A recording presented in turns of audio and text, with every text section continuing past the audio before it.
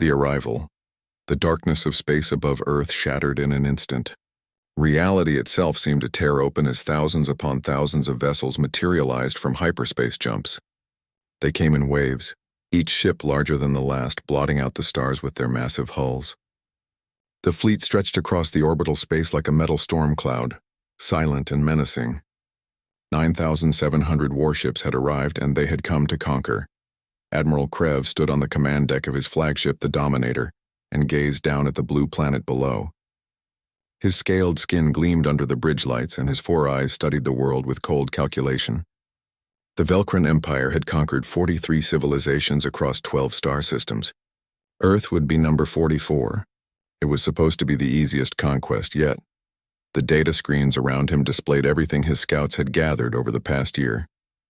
The planet was divided into nearly 200 separate nations, constantly squabbling over resources and territory. Their space program was primitive, barely capable of reaching their own moon. Their weapons technology was laughable compared to Velcran plasma cannons and matter disruptors. The humans had nuclear weapons, yes, but those were crude devices that would be useless against Velcran shields. Krev's second officer, Commander Thax, approached with a data tablet in his clawed hands. Thax was younger, less experienced, but eager to prove himself in battle. He had reviewed the invasion plans a dozen times already. Everything was perfect. Everything was ready. "Admiral, all vessels report ready status," Thax announced, his voice carrying the confidence of someone who had never known defeat. "Ground forces are prepared for deployment. We estimate planetary surrender within 72 hours. The humans will see our fleet and realize resistance is futile." Krev nodded slowly, his mandibles clicking together in what passed for a Velcran smile. 72 hours seemed generous. He expected the humans to surrender much sooner. Perhaps within a single day once they saw what the Velcran Empire could do. He had seen it happen before on other worlds. One demonstration of power, one city reduced to ash, and entire civilizations would kneel. But deep beneath the Rocky Mountains, in a facility that did not exist on any official map, something very different was happening.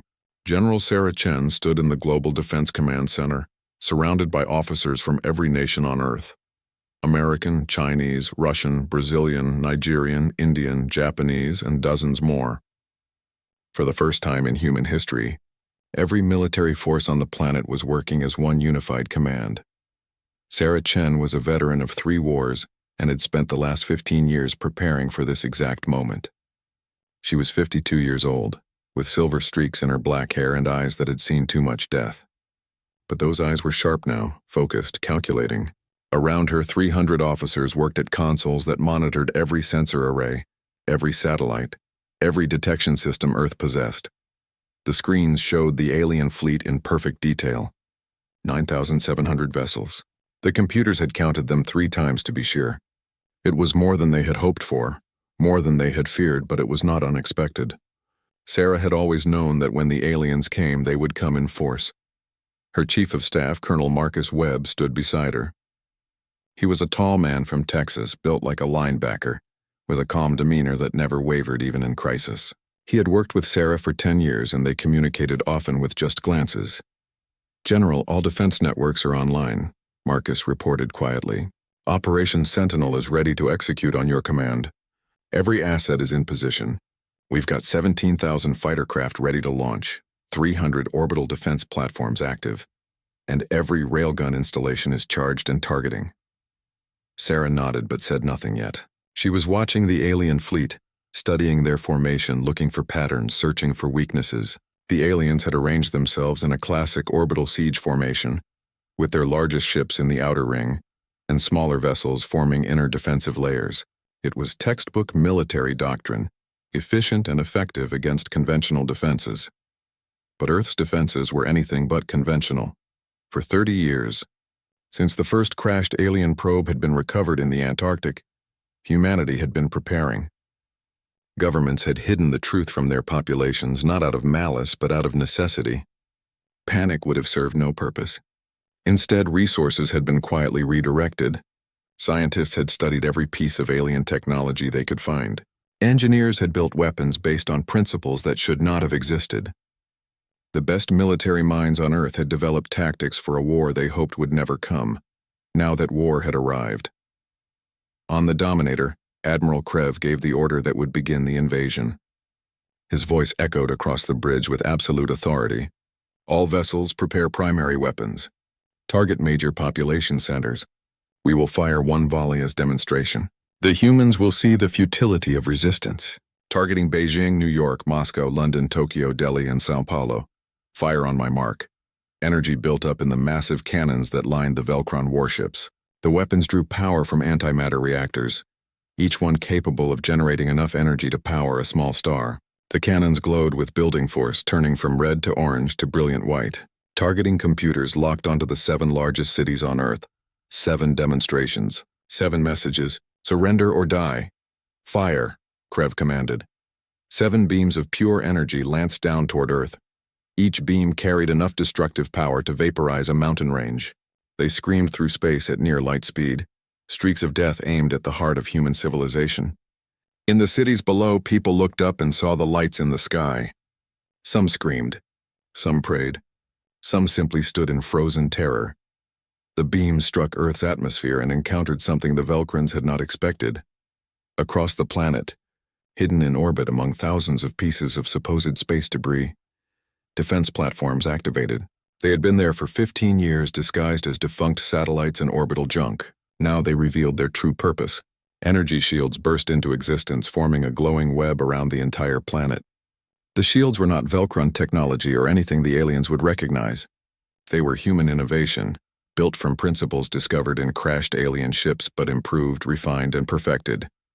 The 7 energy beams hit the shields and simply stopped. The massive destructive force was absorbed, converted, and redirected harmlessly into space. Not a single human life was lost.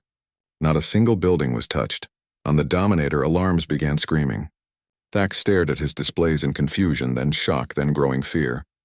Admiral, our weapons had no effect. The planet has defensive shielding. Full planetary coverage. This is not primitive technology. These shields are military grade, possibly more advanced than our own. For the first time in his military career, Admiral Krev felt uncertainty crawl up his spine. This was not supposed to happen. The intelligence reports had been clear. The humans were primitives. They should not have had this technology. They should not have been able to stop that attack. But they had. Sarah Chen watched the shields hold and allowed herself a small smile. They just showed us their hand, she said quietly. They went for intimidation first. That means they expected an easy fight. Marcus, execute Operation Sentinel. Launch all fighters. Activate all railgun batteries. And send a message to Admiral Krev. What should the message say, General? Marcus asked. Sarah's smile turned cold. Tell him welcome to Earth. Tell him we've been waiting. Across the planet, hidden air bases opened. Fighter craft launched into the sky by the hundreds, then by the thousands. These were not conventional jets. They were hybrid craft, combining human engineering with recovered alien propulsion systems. Each fighter was piloted by the best aviator humanity could produce, enhanced with neural interfaces that connected pilot and machine at the speed of thought. Commander James Morrison, callsign Hawk, sat in the cockpit of his fighter as it screamed up through the atmosphere. He was 38 years old, a career pilot who had flown everything from crop dusters to experimental spacecraft. His hands moved across the controls with practiced ease while his mind interfaced directly with the fighter's systems through the neural implant at the base of his skull. Behind him, his squadron of 20 fighters followed in perfect formation. They called themselves the Reapers, and they had trained for this mission for 5 years. Every pilot knew the odds. Every pilot knew they might not come home. But every pilot also knew what they were fighting for: family, friends, home, Earth. Reapers, this is Hawk.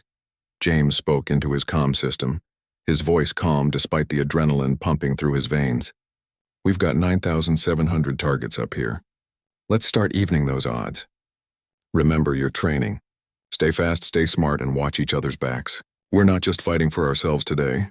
We're fighting for everyone down there. Let's show these aliens what humans can do. 20 voices responded in unison. Roger that, Hawk. Reapers ready? The fighters punched through the upper atmosphere and into the black of space. Ahead of them, the massive Velcron fleet waited like sleeping giants. The smallest enemy ship was 10 times larger than James's fighter. The largest ships were the size of small cities bristling with weapons and armor. But size was not everything. Speed mattered. Maneuverability mattered. And surprise mattered most of all. Deep in the mountains, at a facility known only as Railgun Station Alpha, Dr. Elena Volkov watched her screens with intense concentration. She was a physicist who had spent 20 years studying electromagnetic propulsion systems. The railguns were her creation, her contribution to Earth's defense.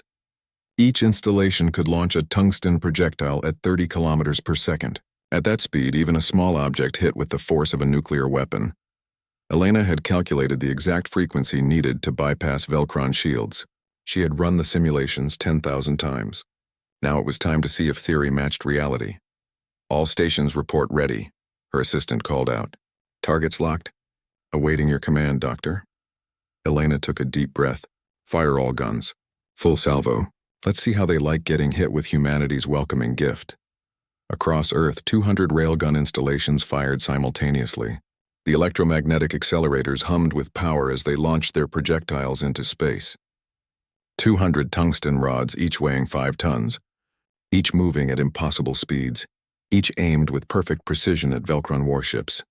The rods were invisible on most sensors, just small objects moving through space.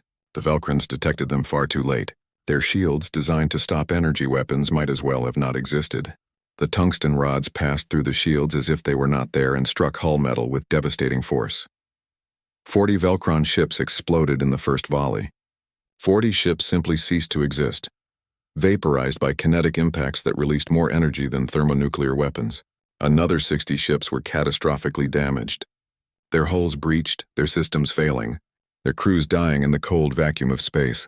Admiral Krev watched in horror as his perfect fleet began to die. 100 ships gone in seconds. 100 ships destroyed by primitives who should not have had this technology, should not have known these tactics, should not have been able to fight back. All ships, evasive maneuvers, Krev shouted, his voice cracking with panic for the first time in his life. Scatter formation! Return fire! Kill them! Kill them all! But the human fighters were already among them, darting between the massive warships like angry hornets, firing missiles and energy weapons at close range, exploiting every weakness, targeting every vulnerable system. The space around Earth became a battlefield and humanity was fighting for its very survival. The invasion had begun. But it was not going the way the Velcron Empire had planned. Not at all. The reckoning. The battle in orbit raged with an intensity that turned the darkness of space into a light show of destruction. Commander James Morrison threw his fighter into a hard spiral, narrowly avoiding a plasma bolt that would have vaporized his craft. His neural interface fed him information faster than conscious thought could process. Threat indicators, trajectory calculations, target locks. All of it flowing through his mind like a river of data. He locked onto a Velcron destroyer that was trying to reposition. The ship was massive, bristling with weapons, but it was slow. James armed 2 fusion missiles and fired. The missiles streaked away from his fighter, their propulsion systems burning bright. The Velcron point defense systems tried to intercept them, energy beams reaching out like grasping fingers, but James had anticipated that. He had fired from an angle that put the destroyer's own escort ships in the line of fire. The Velcrons could not shoot without hitting their own vessels. The missiles struck home. Twin nuclear fireballs bloomed against the destroyer's hull, punching through armor that was supposed to be impenetrable. Secondary explosions rippled along the ship's flank as internal systems overloaded. The destroyer began to list, venting atmosphere and debris. Reaper 2, Splash 1 destroyer, James reported, his voice steady despite the chaos around him. Reaper Squadron, form up on Sector 7. We've got 3 cruisers clustering there. Let's break them apart. His squadron responded immediately. 20 fighters moving as one coordinated unit, each pilot trusting the others with their lives. They had trained together until they could anticipate each other's movements, until they functioned less like individuals and more like a single organism with 20 deadly parts. The Velcron cruisers saw them coming and opened fire. Energy beams created a wall of death that should have been impossible to penetrate. But the Reapers did not try to go through it. Instead, they went around it, using the wreckage of destroyed ships as cover, timing their approach to exploit gaps in the overlapping fire patterns. Human creativity against alien firepower, speed and cunning against size and strength. Back on Earth, the ground invasion had already begun. Despite the losses in orbit, Admiral Krev had committed his ground forces. Thousands of landing craft descended through the atmosphere, their heat shields glowing red as they fell like meteors toward major cities across the planet. Each craft carried 200 Velcran soldiers, elite warriors in powered armor, armed with weapons that could cut through steel and concrete. The first wave targeted 10 cities simultaneously: Beijing, New York, Moscow, London, Tokyo, Delhi, São Paulo, Lagos, Sydney, and Mexico City. The landing craft touched down in city centers, their doors opening to disgorge soldiers who expected to face terrified civilians and poorly equipped military forces. They found something very different. In Moscow, the landing craft set down in Red Square. 200 Velcran warriors emerged, their armor gleaming, their weapons charged. The square appeared empty. Buildings stood silent. No civilians fled in panic. No military forces rushed to engage them. The Velcrans advanced cautiously, spreading out in tactical formation, securing the perimeter. That was when the city struck back. What appeared to be ordinary buildings suddenly revealed hidden weapon emplacements. Heavy machine guns, automatic cannons, and missile launchers opened fire from dozens of positions simultaneously. The Velcrons had walked into a kill zone that had been prepared months in advance. Russian special forces, hidden in underground tunnels, activated remote-controlled weapons and watched through cameras as the aliens died. The Velcran armor was good, designed to withstand conventional weapons. But the Russians were not using conventional ammunition. They were using depleted uranium rounds, armor-piercing explosives, and weapons reverse-engineered from alien technology. The armor held for a few seconds, then began to fail. Velcran soldiers fell, their bodies torn apart by the concentrated fire. Those who survived the initial ambush tried to retreat back to their landing craft, only to discover that the craft had been targeted by anti-tank missiles. The vehicles burned, their hulls breached, their escape routes destroyed. The Velcran warriors were trapped in a city that had become their tomb. The same scenario played out in every targeted city. The humans had evacuated civilians weeks before, turning urban centers into elaborate traps. Every street had been prepared. Every building had been weaponized. Special forces teams from dozens of nations worked together, using tactics refined over thousands of years of human warfare: ambush, misdirection, asymmetric combat. The humans fought dirty because fighting fair meant fighting stupid. In New York, American forces used the subway system to move unseen beneath the city, emerging behind Velcran positions to attack from unexpected angles. In Tokyo, Japanese soldiers lured the aliens into narrow streets where their superior numbers meant nothing, and then collapsed buildings on top of them. In Lagos, Nigerian forces used guerrilla tactics perfected over decades, appearing from nowhere to strike and then vanishing before the enemy could respond. The Velcrans were dying by the thousands. Warriors who had conquered dozens of worlds found themselves outmatched by humans defending their home. The aliens had superior technology, but the humans had superior knowledge of the terrain, superior tactical flexibility, and a willingness to sacrifice that the Velcrons had not anticipated. Back in the Global Defense Command Center, Dr. Elena Volkov was discovering something that would change the entire battle. She had been analyzing captured Velcran communication equipment, studying the frequencies and protocols the aliens used to coordinate their fleet. Her team of linguists, computer scientists, and cryptographers had been working around the clock to decode the alien systems. Elena was exhausted, running on coffee and adrenaline, but her mind was still sharp. She stared at the data streams flowing across her screens, watching patterns emerge from the chaos. The Velcran ships were constantly communicating with each other, sharing targeting data, sensor information, tactical updates. But all of that communication flowed through a central hub, the flagship. "My God," Elena whispered, her fingers flying across her keyboard as she confirmed what she was seeing. "It's all connected. The entire fleet operates as a network, and the flagship is the master node. If we can disable the flagship's communication systems, the whole fleet loses coordination." Colonel Marcus Webb was at her side in seconds, his eyes scanning her data. "Are you certain, Doctor? If you're right, this could be the key to winning this war." Elena nodded, her certainty growing as she ran more analyses. "I'm certain. Look at these data patterns. Every ship in the fleet depends on the flagship for coordination. They're not designed to operate independently. It's like a hive mind with the flagship as the brain. Cut off the brain and the body dies." Marcus immediately opened a channel to General Chen. General, Dr. Volkov has found a critical vulnerability. We need you down here now. Sarah Chen arrived within 2 minutes, moving quickly through the command center to Elena's station. She listened as the physicist explained her discovery, her expression becoming more intense with each word. When Elena finished, Sarah stood silent for a moment, thinking through the implications, considering the possibilities. Can we build a weapon to exploit this? Sarah asked. Something that can disable their communication network? Elena nodded. I can design an electromagnetic pulse weapon, specifically tuned to Velcron quantum communication frequencies. It would cascade through their entire network, overloading every system. But someone would have to deliver it. Someone would have to get close enough to the flagship to deploy it. Sarah understood immediately what that meant. It would be a suicide mission. The flagship was the most heavily defended ship in the fleet, surrounded by hundreds of escort vessels, protected by the strongest shields and the most advanced weapon systems. Getting close enough to deploy the weapon would be almost impossible. Surviving the deployment would be completely impossible.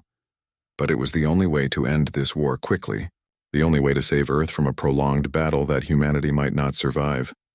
Sarah opened a command channel that reached every fighter pilot in orbit. All units, this is General Chen. I need a volunteer for a critical mission. High risk, minimal chance of survival. The objective is to disable the enemy flagship's communication systems. Success would cripple their entire fleet. I need the best pilot we have. Someone who can get through impossible defenses and deliver a payload at point-blank range. There was a moment of silence on the channel. Then James Morrison's voice came through, calm and clear. General, this is Commander Morrison, Reaper Lead. I volunteer. My squadron volunteers. We'll get your weapon to the target. Sarah closed her eyes briefly. She had known James Morrison for 8 years. He was one of the finest officers she had ever served with. A brilliant pilot and a good man. Sending him on this mission felt like sending him to his death, but she had no choice. The mission was too important. Earth was too important. Confirmed, Commander Morrison. Return to base for weapon loadout. Dr. Volkov will brief you on deployment parameters. And James, thank you. Earth thanks you. James brought his fighter around, signaling his squadron to follow. They disengaged from the battle and dove back toward the atmosphere. Behind them, the orbital combat continued. Human fighters and railgun installations were taking a terrible toll on the Velcron fleet, but the aliens were adapting, learning, adjusting their tactics. The battle could still go either way. At the hidden airbase, James and his squadron landed and immediately moved to the briefing room. They were exhausted, covered in sweat, their bodies aching from the stress of high-G maneuvers, but they stood at attention as Dr. Volkov explained the mission. Elena showed them the schematics of the electromagnetic pulse weapon, a device that looked deceptively simple. This weapon will create a cascading overload in the Velcron communication network, she explained. But it has to be deployed within 500 meters of the flagship's primary communication array. The array is located on the dorsal surface here. You'll need to approach from above, deploy the weapon, and then get clear before it detonates. The pulse will propagate through their quantum network instantaneously, disabling every ship in the fleet. One of James's pilots, Lieutenant Sarah Kim, raised her hand. Doctor, what's our window for escape after deployment? Elena hesitated, and that hesitation told them everything they needed to know. The weapon arm's on a 3-second timer. At the speeds you'll be traveling, you'll have perhaps 10 seconds to clear the blast radius. The electromagnetic pulse will be focused on the Velcron frequencies, but there will be spillover effects. Your fighter's systems might be affected. In other words, they probably would not make it out. James looked at his squadron. 20 pilots who had become like family over 5 years of training together. He saw the fear in their eyes, but he also saw determination. They knew what was at stake. They knew what they had to do. Load the weapons, James ordered quietly. We launch in 30 minutes. The ground crews worked frantically to equip each fighter with the specialized EMP devices. The weapons were prototypes untested in real combat conditions, built in desperation and hope, but they were all humanity had. They were the key to victory, or the path to defeat. James stood alone for a moment before boarding his fighter, looking up at the stars visible through the hangar opening. Somewhere up there, 9,000 alien ships were trying to destroy his world. He thought about his sister in California, his parents in Ohio, his friends scattered across the globe. He thought about every human being on Earth, 7 billion people depending on him and his squadron to succeed. He climbed into his cockpit and activated his systems. His neural interface connected and he felt the fighter become an extension of his body. The machine responded to his thoughts, his instincts, his will. Together, they would fly into the teeth of the enemy fleet and strike a blow that would end this war. "Reapers, this is Hawk," James transmitted to his squadron. "One more mission. One more flight. We're going to hit them where it hurts, and we're going to win this war. I'm proud to fly with you. I'm proud to call you friends. Whatever happens up there, remember that we did this for Earth. We did this for humanity. Now let's go finish this fight." 20 fighters launched into the sky, climbing toward space, toward battle, toward destiny. Behind them, General Sarah Chen watched from the command center, her hands clasped tightly together. Dr. Elena Volkov stood beside her, hoping desperately that her calculations were correct, that the weapon would work, that the sacrifice would not be in vain. In orbit, Admiral Krev was beginning to realize that his conquest of Earth was turning into a catastrophe. He had lost over 3,000 ships. 3,000 ships destroyed or disabled. His ground forces had been decimated, with less than 20% still combat effective. The humans were not surrendering. They were not running. They were fighting with a ferocity and skill that defied every assumption the Velkron Empire had made. And now, Krev's sensors detected 20 small craft approaching his flagship at high speed. Just 20 fighters against his entire defensive screen. It should have been nothing. It should have been meaningless. But something about this felt different. Something about this felt wrong. "All defensive batteries target those fighters," Krev ordered. "I want them destroyed now." The sky lit up with defensive fire. Hundreds of energy beams reached out toward the approaching human fighters. It was a wall of death that nothing should have been able to penetrate. Admiral Krev was certain the humans would be destroyed in seconds. He was about to discover just how wrong certainty could be.